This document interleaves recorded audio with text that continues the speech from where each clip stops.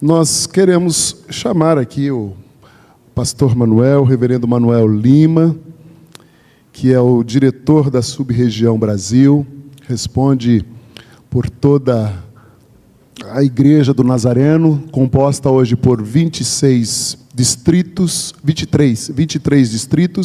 em todo o Brasil, de norte a sul, com 23 superintendentes, com 170 mil membros na igreja. Glória a Deus por isso, e que o Senhor possa continuar usando aqui, e também a querida pastora Lídia, né?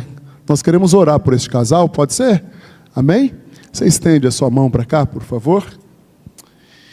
Senhor, te damos graças, e é uma alegria muito grande poder acolher esses queridos irmãos aqui na casa do Senhor, aqui na Igreja do Nazareno em Valinhos, e que o Senhor mais uma vez possa falar ao nosso coração, como tem falado desde a reunião da parte da manhã, e agora à noite tocar profundamente os nossos corações, com reflexão da Tua Palavra, e que possamos meditá-la nela e aplicá-la todos os dias.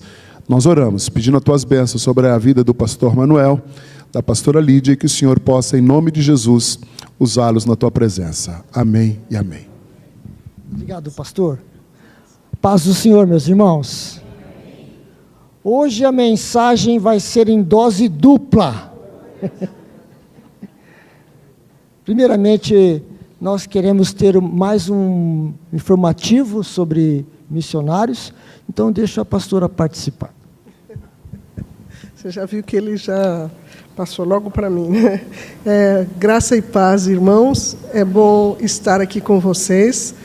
E ao lembrar com a irmã que há cerca de 20 anos, indo para o Amazonas, nós estivemos aqui, vocês estiveram orando por nós, nos apoiando, e a gente pode destacar aqui o valor da igreja, orar e apoiar os missionários que estão no campo.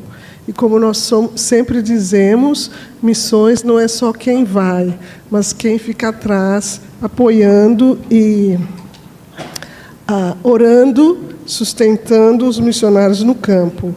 E não sei se vocês sabem...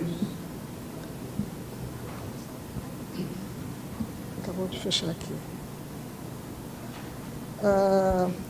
O Brasil tem investido muito em missionários.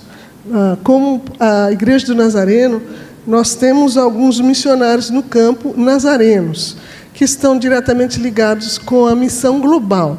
Temos muitos outros que estão trabalhando em missões independentes, mas eu queria destacar esses que estão nazarenos trabalhando aqui na América do Sul e alguns no mundo.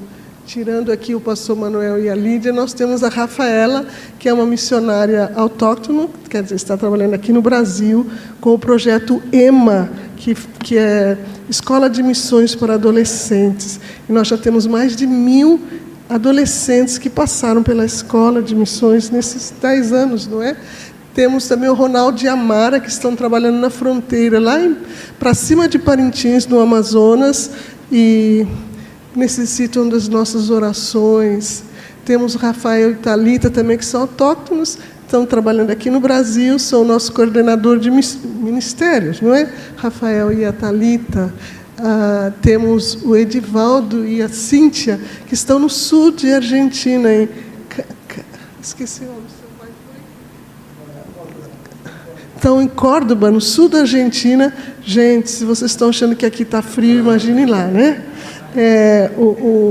A Edivaldo e Cíntia são brasileiros. Também, depois de anos investindo, nós temos o pastor Alessandro e a Cristiane, que são aqui de Souzas, que são os nossos líderes da América do Sul. O nosso chefe máximo da América do Sul é brasileiro, também são missionários e carecem das nossas orações pelo peso que carregam sobre os seus ombros de fazer a Igreja do Nazareno funcionar na América do Sul. Temos também o Oscar e a Rebeca. O Oscar é argentino, mas é casado com uma brasileira, filha de Sidney Chachá. Sidney Chachá, também estão na Argentina e coordenam a área de transmissão. Tá? Às vezes vocês têm essas transmissões da América do Sul, culto da América do Sul, culto global. Eles estão envolvidos nas transmissões. Deus precisa de missionários em diversas áreas. Tá? Também temos o Lucas e a Carolina, que também são brasileiros, o Lucas de Santo André, e eles estão também trabalhando na Argentina, na área de finanças, gente. Temos um brasileiro trabalhando nessa área, né, mas precisam de oração por uns casos tão intrincados que eles precisam resolver. Temos mais o Henrique, que está na Colômbia, o Júnior e a Jaqueline também, que estão na Colômbia, Jadilson, que está na Colômbia. A gente ouve falar muito de Colômbia e dos tráficos e das guerrilhas lá, mas a gente tem gente raçuda, né? Lá no meio, levando o Evangelho.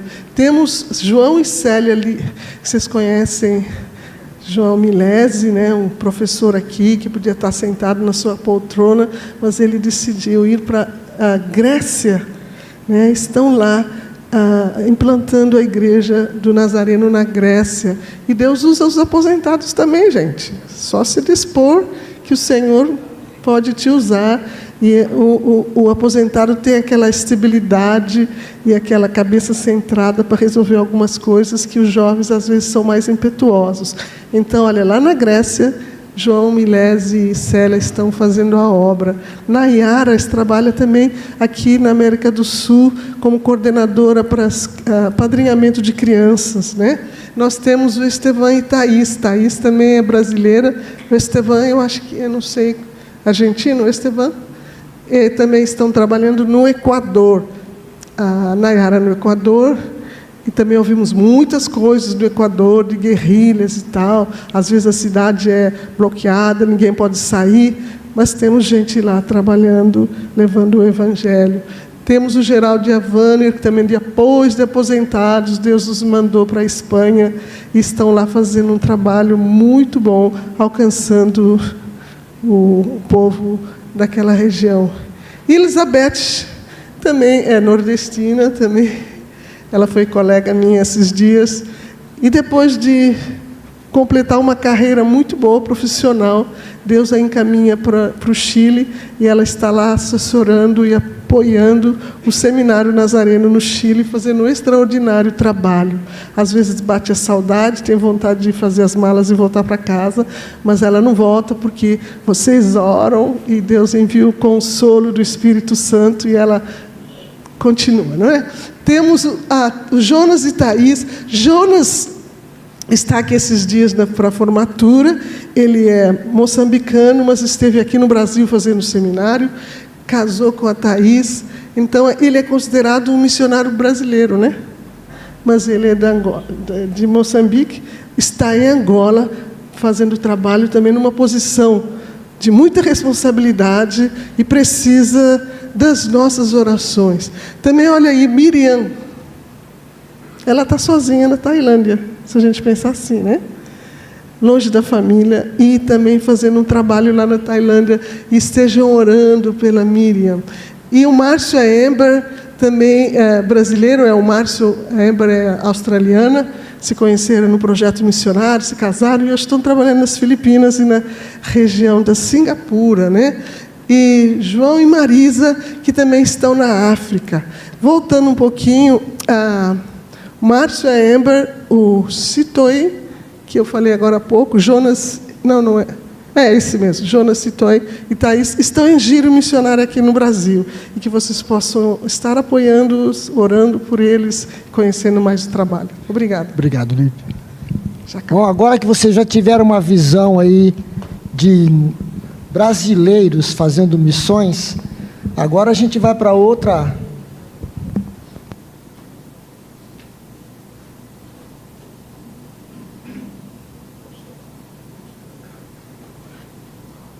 Meu título hoje é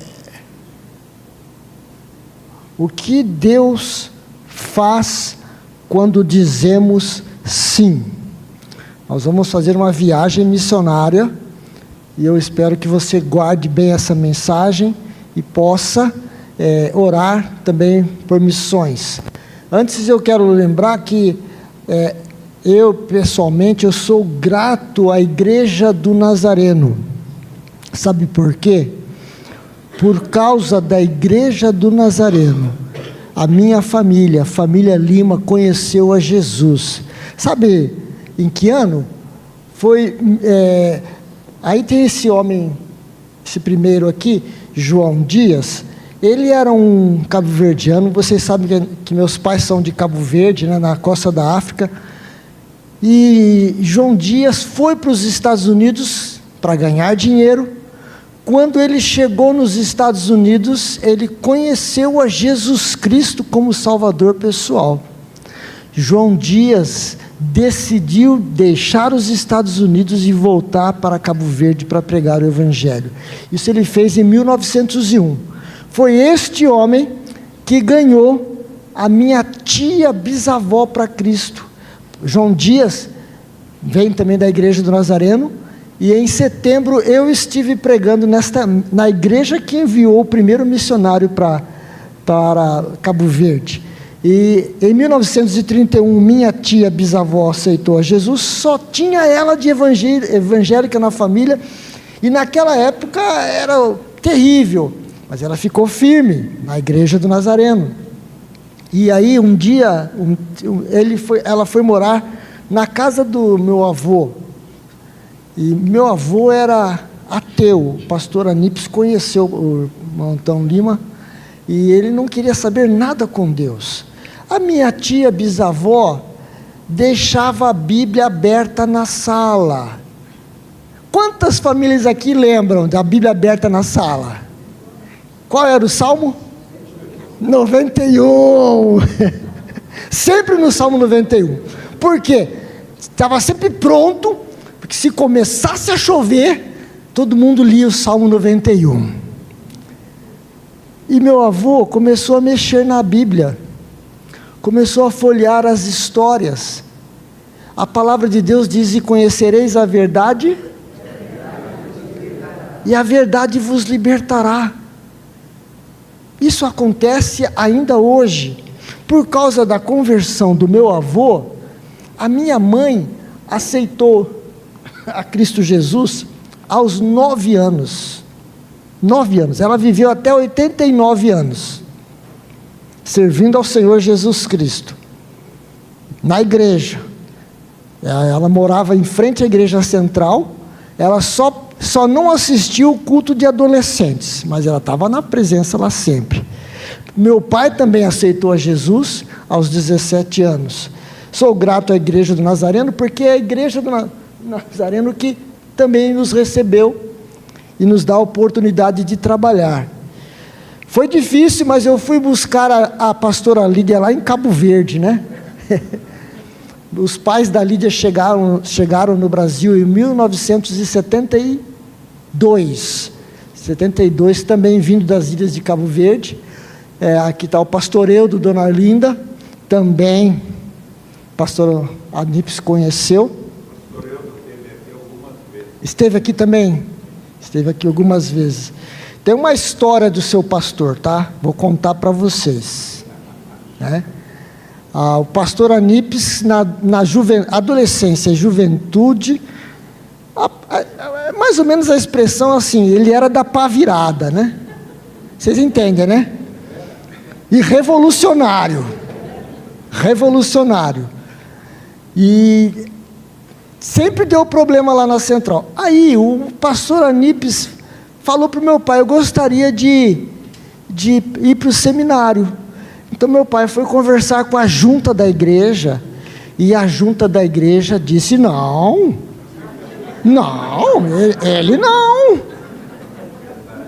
ele não, né? Ele não. Você conhece essas frases, né? Ele não. Mas o meu pai disse: ele sim. Ele deu um voto de confiança. Amigos, irmãos, não existem impossíveis para Deus. Não existe. É uma prova viva. Prova viva. Tem outras coisas que eu não posso contar aqui, mas Depois me procurem em particular, né? Aí o que aconteceu? Quando ele estava no final do seminário, o pastor Eudo convidou o pastor Anípes para pregar na igreja lá em Santo André. Eu fui, naquela época eu era escudeiro, né, do meu pai. Eu me lembro do meu pai dando umas dicas para o pastor Anípes, para pregar assim. O pastor Anípes pregou, e agora um membro da junta de Campinas estava lá em Santo André. E no final da campanha, essa senhora, dona Olinda, chegou para o meu pai, estendeu a mão, disse: o senhor tinha razão. O senhor tinha razão. Valia a pena investir. E olha, hoje eu quero dizer para vocês: continuem investindo nos improváveis. Muitas vezes são esses improváveis que não terão condições de levar o evangelho para frente. Esses são os meus filhos. Eu tenho 2 filhos biológicos e 3 adotivos. É Marcos, né? O Marcos estava lá no Amazonas com a gente, né? E ele foi minha ovelha. Mexe a cabeça, Marcos. Ele tá bom ainda. Foi minha ovelha. Foi um tempo bom, né, Marcos? Aí o que acontece? Lá, nós temos 2 filhos biológicos e 3 adotivos. Quando nós íamos para o Amazonas, passamos aqui. E vocês oraram por nós naquela época. E todos estão casados. Todos estão servindo a Deus em igreja do Nazareno diferente. E as minhas netas já participam do grupo de louvor em Mirim. Ou seja, eu sou ou não sou grato à igreja do Nazareno? Esta igreja que você está é uma igreja que investe na família. Esta igreja que você está é uma igreja que se preocupa com o futuro dos seus filhos e de vocês. Então esteja atento e pode ter certeza que esta igreja vai cuidar bem de você. Atualmente eu estou diretor da igreja do Nazareno no Brasil. Por que eu estou? Porque um dia pode ser que pare, mas o que realmente eu sou pastor há 45 anos, né? E se você estiver perguntando uma dúvida, aqui é original, tá? De fábrica.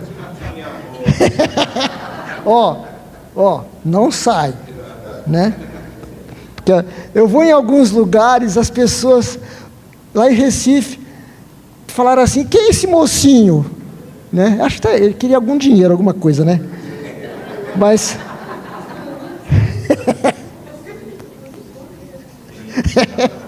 só que eu não vim falar do Brasil. O Brasil hoje está com 175.076 membros, tá? E são 749 igrejas do Nazareno. Aqueles que me acompanham no Instagram estão vendo vários lugares onde eu passo. Eu sempre tenho uma foto. Hoje eu vou colocar o vídeo das crianças aqui na frente. Crianças buscando a Deus, né? Nós trabalhamos 10 anos no Amazonas, como vocês sabem. A região norte é muito grande. Nós estávamos como superintendente interino aqui em Ribeirão Preto, quando recebemos o convite para ir para o Amazonas. O distrito de Ribeirão Preto tinha 12 mil membros e 60 igrejas. Quando fui convidado para o Amazonas, lá tinha 3 igrejas e 170 membros. Lá fomos dar o apoio necessário para o crescimento. O Rio Negro é o que banha a cidade de Manaus. A cidade de Manaus é totalmente diferente, não é, Marcos? Totalmente diferente. E é uma cidade, uma capital no meio da selva. No meio da selva. E essa capital, é de lá que nós morávamos e subíamos esse Rio Negro. para fazermos as viagens missionárias. No Google, se você puxa, dá para ver as comunidades onde nós trabalhamos. Ah, você está achando que o Rio Negro é grande? Não. De um lado a outro, de uma margem a outra, são 23 quilômetros para ir de uma margem para outra. E não sei se vocês sabem, mas no Rio Negro tem o maior arquipélago fluvial do mundo. São 430 ilhas. E é um labirinto. Eu já estive perdido às 11 horas da noite num labirinto. Eu não, o capitão do barco, né? Eu estava dormindo. Mas a salvação é que na viagem anterior eu tinha deixado salvo o trajeto certo e nós conseguimos sair de lá. O GPS, né? Essa aqui é uma comunidade, está no meio da selva, e eles têm as suas plantações e é selva, fazem caça, o que você pode imaginar, né? A onça, tem tudo lá. E aqui está um barco. Esse barco foi o primeiro barco que nós, como Igreja do Nazareno, tivemos. O nome do barco era Jesus a Esperança. Tá, que nome, né? Quem escolheu foi o pastor Aguiar, né? O pastor Aguiar disse: onde o barco chegar, a esperança vai chegar também. E a esperança é Jesus Cristo. Para vocês terem uma ideia, há outra comunidade de índios, os índios barés, e duas crianças estavam brincando de pega-pega com uma faca na mão. Aqui no Brasil, aqui em São Paulo, nem pensar, né? Brincando com a faca, o menino caiu, a faca entrou na sua virilha. O pai e a mãe puseram a criança dentro de uma canoa, estancaram o sangue e começaram a descer o rio. Agora, para chegar em Manaus, eles iam levar aproximadamente 3 horas para chegar em Manaus. Mas exatamente onde está esse barco, quando a família passou por frente desse rio, chamado Rio Cuieiras, e disse: o barco Jesus a Esperança está aí. E tinha um grupo de irmãos evangelistas, no meio do grupo, que vieram do Rio de Janeiro, no meio desse grupo tinha uma médica pediatra, que costurou e disse: essa criança não ia resistir chegar lá. Para mim é uma alegria quando eu vou nessa comunidade, eu pergunto: cadê o garoto? O garotão agora é um brutamontes, né? A esperança chegou para a vida dele. Esse barco aqui é o barco Jesus a Esperança. Nós trabalhamos lá com esse barco até que pegamos uma tempestade e o barco não aguentou. É muita história, não dá para contar tudo para vocês, tá? Nós usávamos o barco para evangelismo, escola bíblica, treinamento de líderes, apoio médico, ajuda social, levando alimentos, roupas e projetos, né? Aqui está o médico cuidando. Sabe quando você está no banheiro tomando banho, à vontade, e a sua mãe diz: desliga a água, não é assim? Lá no Amazonas não precisa desligar, né? Tem água à vontade. Eu estava aqui nesse mesmo rio, e 3 criancinhas brincando numa canoa no meio do rio. Aí a canoa afundou. Eu saí correndo: socorro, socorro, as crianças, a canoa afundou. O ribeirinho disse: não, pastor, eles estão brincando de alagar. Eu saí de lá que não aguentava mais, né? Brincar de alagar, nem pensar comigo. Aqui está a missionária Aline cuidando, esses cabeleireiros de Rio Claro trabalhando. Enquanto eles fazem a parte social, nós fazemos a parte espiritual, cuidamos das crianças. Também ajudamos a perfurar poços no Amazonas. Mas pastor, lá não tem tanta água? Tem. Vocês sabiam que o Rio Negro sobe 13 metros na época da chuva? 13 metros de água. Mas não é só de altura, você pode imaginar 13 metros em 23 quilômetros. Então as árvores ficam submersas. E quando chega a época da seca, as casas ficam a 100 metros de distância da margem do rio. Então as aulas param, muita mosquito da malária, nas beiradas. Então nós começamos a perfurar poços, e sabem que os enfermeiros, depois de um tempo, disseram: o índice de malária abaixou na comunidade, porque agora eles podiam ter água mais próxima. Depois que o barco não teve problema, nós começamos a construção de um novo barco. Foi um trabalho. Eu levei 4 anos para construir, porque eram com ofertas missionárias, e não tinha muita coisa. Quando o barco praticamente ficou pronto, eu saí do Amazonas. Então não tive oportunidade de trabalhar lá com ele, né? Agora, aqui estão os índios cambebas. Os índios cambebas naquela região são os índios mais temíveis. Eles não têm comunhão com nenhuma comunidade ao redor.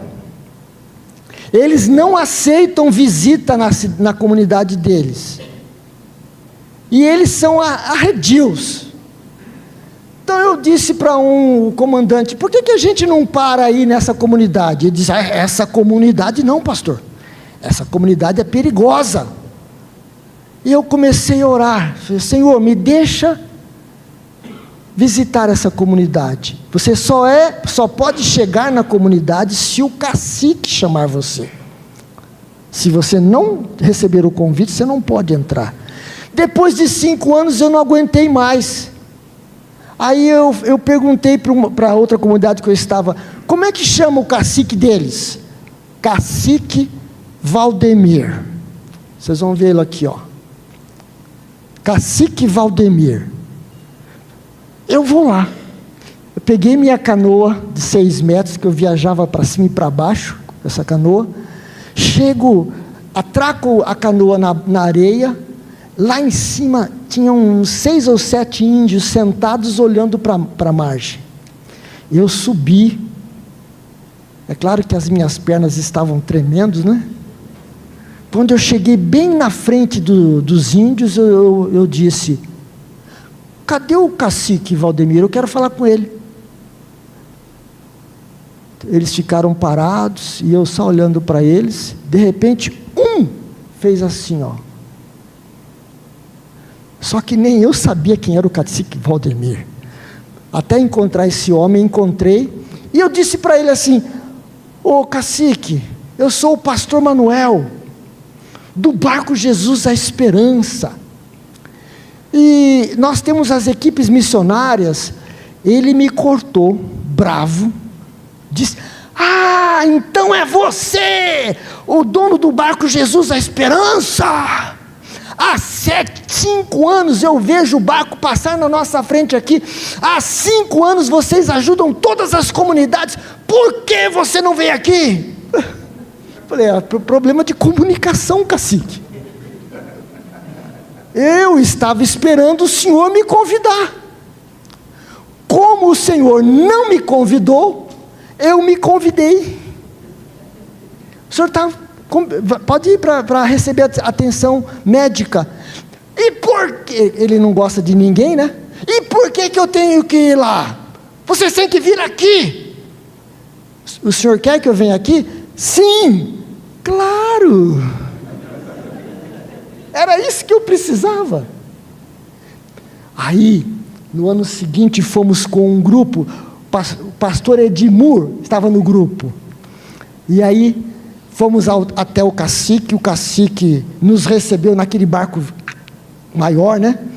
Ele disse: é o seguinte, eu não quero saber nada de evangelho. Vocês vão cuidar das crianças, distribuir cesta básica, dentistas e tal, mas eu só quero isso. Claro. e trabalhamos o dia inteiro cuidando daquela comunidade. No final da tarde, voltamos todos para o barco e o cacique Valdemir foi até a beira. Aí, quando estávamos já arrancando para sair, o cacique disse: Pastor Manuel, sim? O senhor não vai nem orar comigo? Claro! Descemos de novo, demos toda a assistência para ele e fomos embora. Sabe, algumas vezes a gente quer empurrar a goela abaixo o Evangelho do Senhor Jesus Cristo. E não é assim. Primeiro as pessoas precisam conhecer quem é você. As pessoas precisam saber se Jesus deu certo na sua vida. Você não tem ideia de quantas pessoas estão observando você no dia a dia, para ver se você é feliz, porque as pessoas também precisam disso. No ano seguinte, voltamos, e o pastor Edmur, pregou aquela palavra desculpa, antes disso, né? Eu disse que ele não queria nada, né? Quando chegamos dessa vez, ele é mandão, né? É o seguinte, está todo mundo esperando nas casas, as mulheres e tal, e no final, eu quero que vocês façam um culto aqui. Claro! Aí, naquela noite, a comunidade chegou para participar do culto. Pastor Edmur pregou aquela palavra, fez um apelo, ninguém se mexeu. Aí o pastor Edmur fez o segundo apelo, nada. Aí eu percebi que acho que aqui era um caso de cacique para cacique. Peguei o microfone e fiz o terceiro apelo. Quem foi o primeiro a chegar na frente? O cacique Valdemir chegou. Ele chegou para frente e mandou chamar todo mundo para ouvir a palavra do Senhor. Agora a gente vai continuar a viagem missionária, tá bom? Vamos fazer uma viagem diferente para a cidade de Parintins. Parintins são 360 quilômetros de distância. Quanto tempo a gente leva para fazer uma viagem 360 quilômetros? 4 horas. 4 horas e meia. Lá, porque o rio é em curva e o barco viaja a 17 quilômetros por hora. 24 horas descendo e 26 horas subindo. Nós temos uma cidade no meio da selva. No meio da selva. Se você quiser fazer uma pesquisa, agora não. Depois, pede aí Parintins. Você vai ver no mapa onde fica Parintins. Lá tem uma festa famosa do boi. No Rio de Janeiro são 10 escolas de samba, todo mundo fica na festa, tal. Lá, essas duas escolas são arqui-inimigas. Vocês podem ver que de um lado é vermelho e do outro lado azul. São esses dois bois aqui, o garantido e o caprichoso. Quando a escola do garantido está apresentando, todos ficam atentos, e quem é do caprichoso fica de costas. É claro que sempre tem um curioso que vai ver, né? E ele não fala o nome, não fala, o garantido está fazendo bom tempo. Não, ele fala assim, o contrário está trabalhando bem. Eles são tão radicais que a cidade é dividida. De um lado, a divisão é a igreja matriz. De um lado da cidade é azul, do outro lado é vermelho. Tudo. Se alguém que é do vermelho vai visitar o do azul, a mulher, né? Leva uma toalhinha, estende no banco e senta em cima da toalha, só para não sentar no lugar do inimigo. São radicais. Vocês querem ver? São ou não são radicais? Vocês conhecem o Banco Bradesco? É o primeiro ou segundo maior do Brasil. Qual é a cor do Bradesco? menos em Parintins.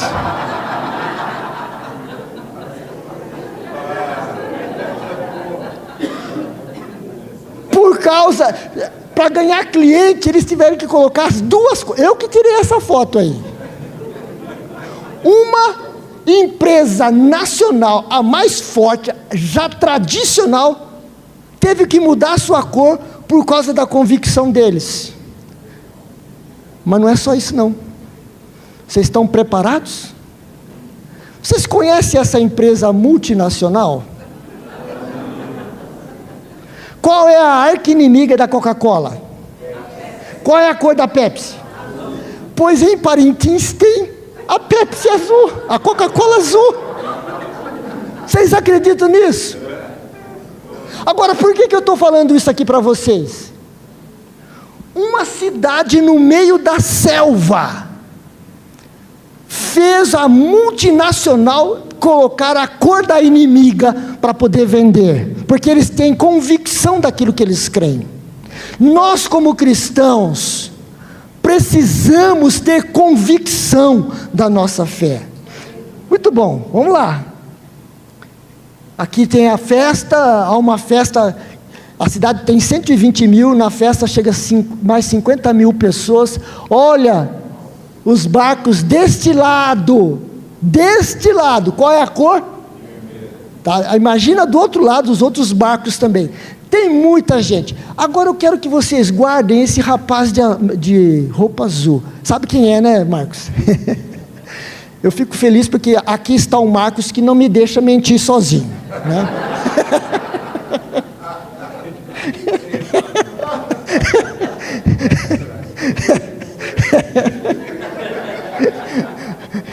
Obrigado, Marcos, pela ajuda, né? Aí, esse rapaz, ele era traficante e cafetão. O nome dele é Alexandre. Eu quero que vocês vejam a cara dele, uma cara acabada. Ele tinha aceitado a Jesus Cristo como Salvador pessoal. Aí, ele começou a evangelizar e levou para uma igreja na cidade 25 jovens drogados e prostitutas para o culto. Vocês já imaginaram 25 jovens aqui participando com vocês na escola dominical, tudo? Eu não critico, mas o pastor disse: Alexandre, você pode vir para a igreja, mas não traz os 25. E Alexandre disse: se eles não podem vir, eu também não venho. Eu preciso cuidar deles. Eu que os destruí. Agora eu quero alcançá-los. E ele, vocês sabem aqui a palavra de Deus diz: se alguém está em Cristo, é nova criatura. As coisas antigas já passaram, eis que se fizeram novas. Então ele começou um culto caseiro na casa dele. Está vendo essa portinha aberta? Era aí. Do outro lado é o quarto dele, e o outro lado é o quarto da igreja Mirim. Lá também tem a igreja Mirim, né? E eles não sabiam o que fazer, ele não conhecia nem a palavra direito.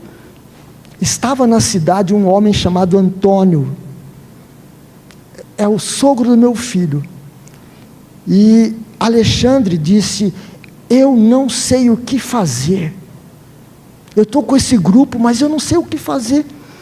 Aí o Antônio disse: deixa comigo, vou falar com o meu pastor, porque o meu pastor vai ajudar vocês. Foi assim que nós chegamos, aqui já é na segunda reunião, eles não tinham nem cadeiras. A primeira coisa que eu fiz foi comprar cadeiras para eles usarem. Alexandre era procurado na justiça,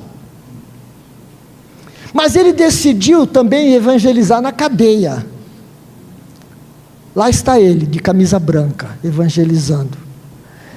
Ele conta que o primeiro dia que ele foi na delegacia, ele passou pelo delegado, e o delegado não o reconheceu. Porque a pessoa que aceita Jesus Cristo como Salvador, sua vida muda, o seu rosto muda. É por isso que as pessoas dizem: o que você tem de diferente? Eu também quero.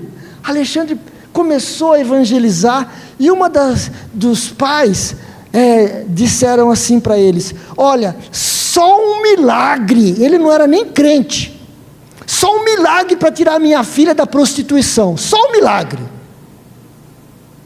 O milagre aconteceu. O milagre é Jesus Cristo. Talvez você esteja pensando: meu filho não tem mais jeito, meu pai não tem mais jeito, não tem mais jeito. Tem sim, Jesus Cristo. Jesus Cristo pode transformar a história da sua família.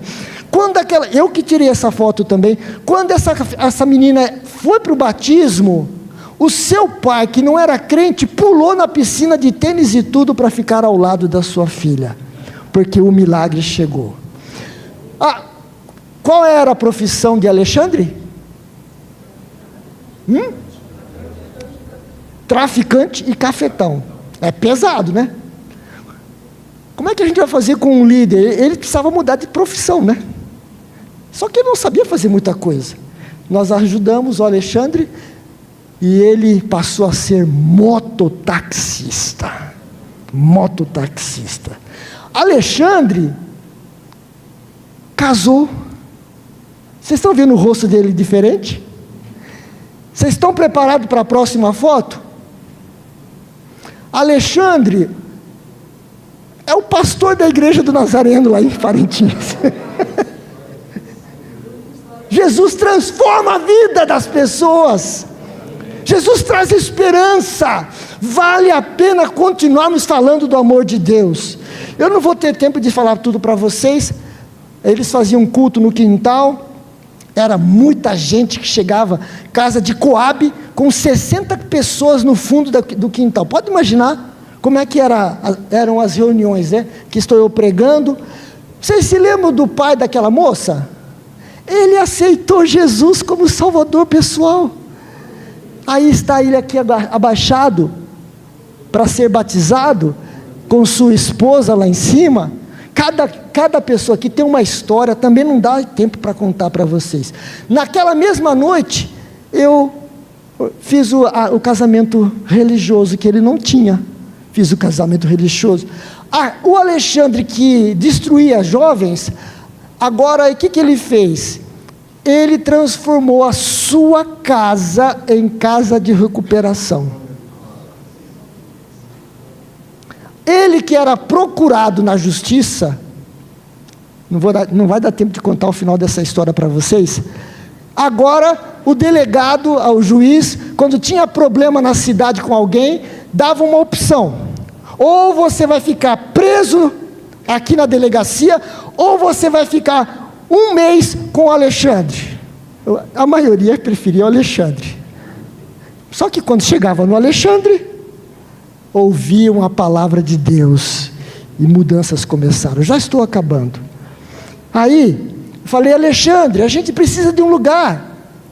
Veja se você pode ver um terreno para a gente comprar. Só que eu não tinha dinheiro, não tinha nada. Ele passou um tempo, aí apareceu, não com um terreno, com 3 terrenos. Falei: Alexandre, eu não tenho dinheiro nem para um, agora você quer me apresentar 3. Por que você quer?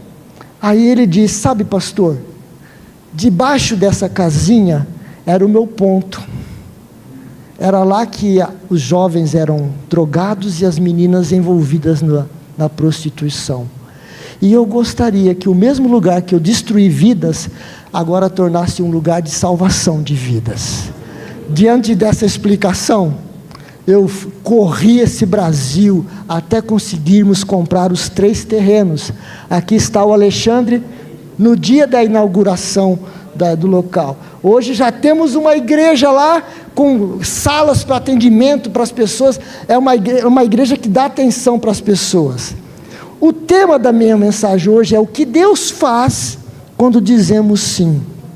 E eu gostaria de ler um texto para vocês antes de terminar.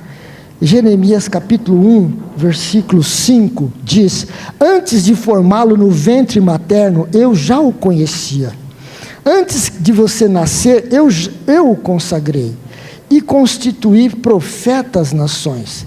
Então eu disse: Senhor, eis que não sei falar. Por porque eu não passo de uma criança, sabe? Algumas vezes a gente dá tanta desculpa para Deus. Não, eu não tenho condições, eu não sei falar, eu não sei evangelizar. Quando você falar do nome de Deus, do que Ele faz através de Jesus Cristo, o Espírito Santo coloca na sua boca a palavra certa para transmitir.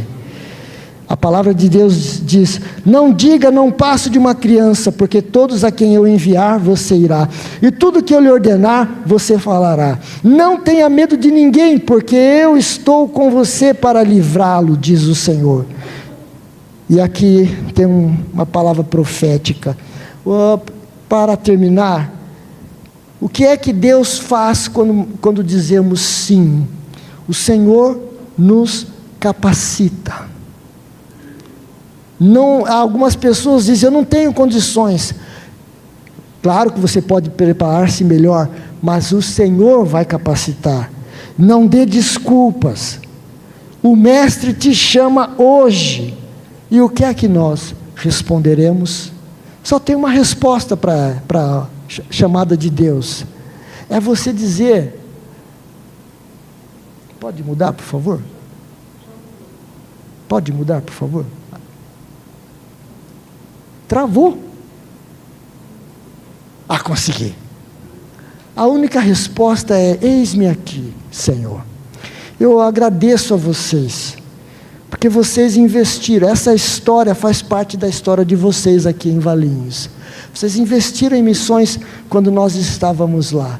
E eu posso dizer que o reino de Deus foi abençoado através de vocês. Vocês marcaram um culto de missões hoje, porque vocês amam missões, vocês estão preocupados com as pessoas que estão no campo. E meu desejo é que deste lugar também saiam pastores, missionários e evangelistas para muitos cantos aí do Brasil. Amém? Vamos ficar em pé. Eu agradeço a oportunidade, pastora Nips, e gostaria de orar com vocês.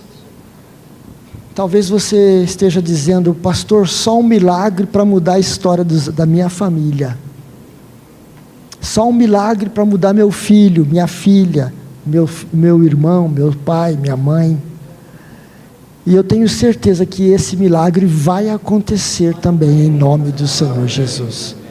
Há esperança para aquele que busca Jesus. Obrigado, Pai, pela oportunidade que o Senhor nos dá de chegarmos aqui em Valinhos nesta noite, no tempo de Deus, na hora certa, com todas as pessoas que estão aqui interessadas em ouvir a palavra de Deus e saber do campo missionário. Eu quero pedir a tua bênção sobre cada um que está aqui presente, do mais novo ao mais velho, daquele que chegou pela primeira vez e aquele que já há muitos anos. Senhor, cuida da família de cada um aqui, que muitos milagres aconteçam nas casas, nas famílias de cada um aqui, Senhor, e que desta igreja surjam também pastores e missionários que estejam dispostos a ir aonde o Senhor está chamando. Nós oramos e pedimos a tua bênção sobre eles, em nome de Jesus, amém.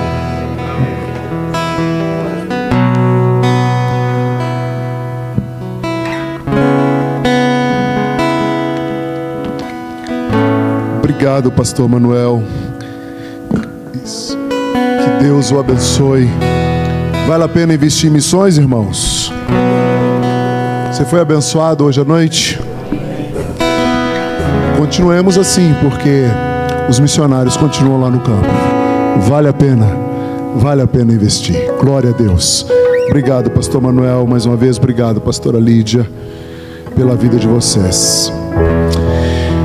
Na revista Figueira, que será entregue para você ao final, depois você dá uma lida na página 14, vou deixar você curioso, que era a surpresa que eu falei domingos atrás, de um lindo testemunho do pastor Sérgio Santos, que aqui está, superintendente do Distrito Rio Metropolitano. Cantemos e adoremos ao Senhor.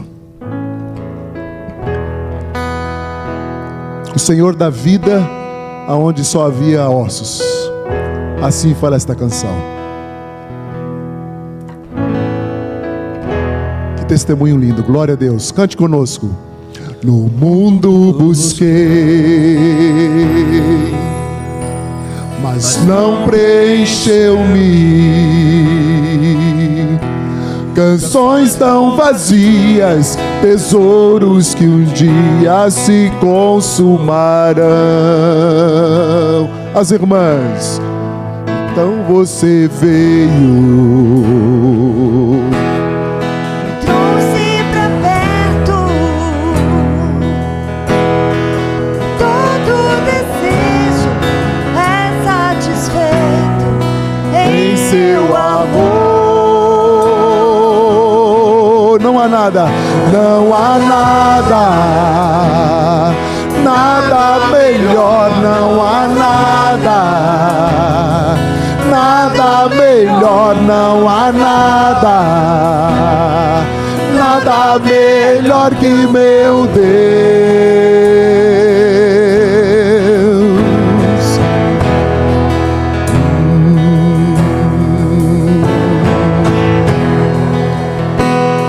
Os homens, não tenho medo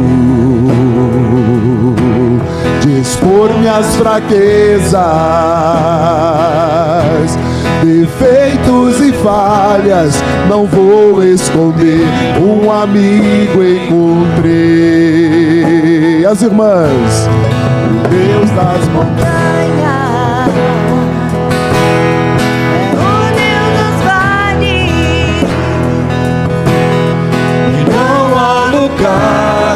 que a sua graça não possa me achar.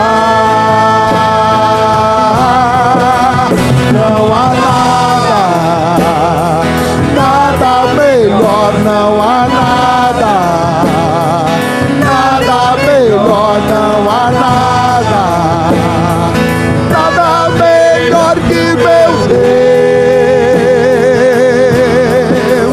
Não há nada, nada melhor, não há nada, nada melhor, não há nada, nada melhor que meu Deus. Torna o luto em festa, a vergonha em glória, traz beleza às cinzas, o Senhor pode fazer. Traz a vida aos sepulcros, vaziosos soldados, faz tomar o caminho, o Senhor pode fazer. Não há nada, nada melhor, não há nada, nada melhor, não há nada, nada melhor que o meu Deus. Não há nada, nada melhor, não há nada, nada melhor, não há nada, nada melhor que o meu Deus. Ele traz a vida aos sepulcros, vaziosos soldados, faz tomar o caminho, só o Senhor pode fazer, só o Senhor pode fazer, só o Senhor pode fazer.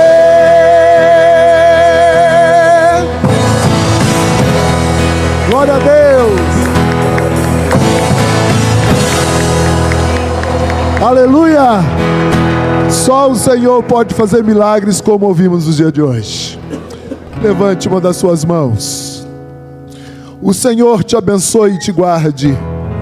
O Senhor faça resplandecer o seu rosto sobre ti e tenha misericórdia de ti. O Senhor levante sobre ti o seu rosto e te dê a paz. A graça do Senhor Jesus Cristo, o amor de Deus e a comunhão do Espírito Santo seja com todos vós, não só hoje, mas para todos sempre, Israel de Deus. Todos dizem amém? Deus abençoe. Cumprimente pelo menos 10 pessoas. Cumprimente pastor Manuel, pastora Lídia que estão aqui. Deus abençoe. Boa semana.